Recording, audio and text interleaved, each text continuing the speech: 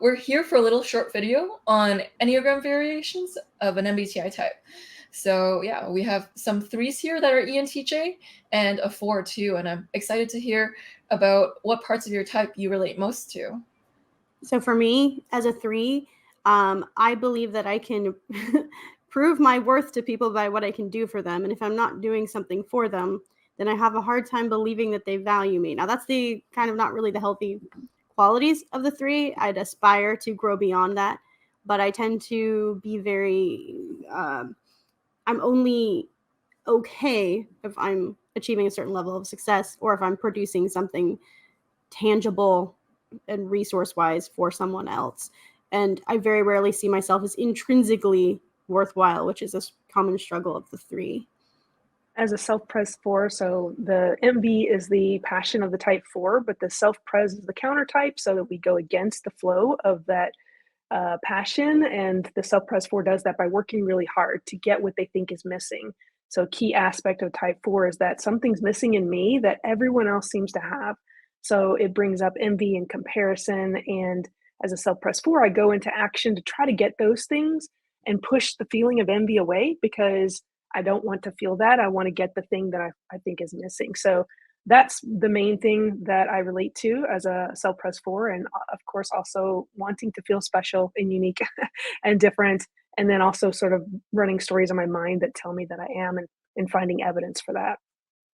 And I think my journey being an SX3 is very similar to Susan's in the sense that I feel that my core struggle is what I do is my value. And so if I'm doing nothing, there is no value there. I think for me, I've always been very production focused, wanting to create things, do things for people. I think as an SX3, it's also been challenging because part of it is I am wanting this to be pleasing to you.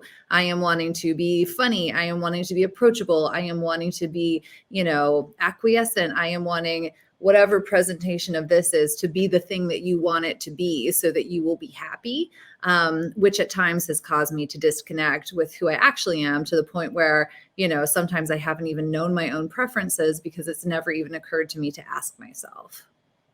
For me, I think the biggest thread has been I've always been very achievement oriented. I've always had this internal impulse of yeah, I can do that. I can do that. And it's almost comes from this competitive, outer world focused need to show what I can do. And I think the implication in that is that lack of inherent value that I feel for just being me, for being good enough for who I am, without look at me, look at all the things I'm doing, and not just the things, but look how well I'm doing all of the things that I'm doing. Yeah, so you'll see the common thread of this needing to do, or feeling like you're lacking something, or that you're not good enough, or that you don't have inherent value outside of that sometimes, or that there's something missing. Very cool that y'all have very unique experiences within your Enneagram type, and how ENTJs can have a spread of Enneagram types. And at the core, there's a similarity of how there's this element of putting in hard work. And in a way, that's how, no matter what your Enneagram type is, there's some TE infused in the Enneagram type as well, too. All right. And so thank you, ENTJs, for letting us know about the Enneagram flavors that this type can take up. We'll have a longer version one day, too. Have a great day. Bye.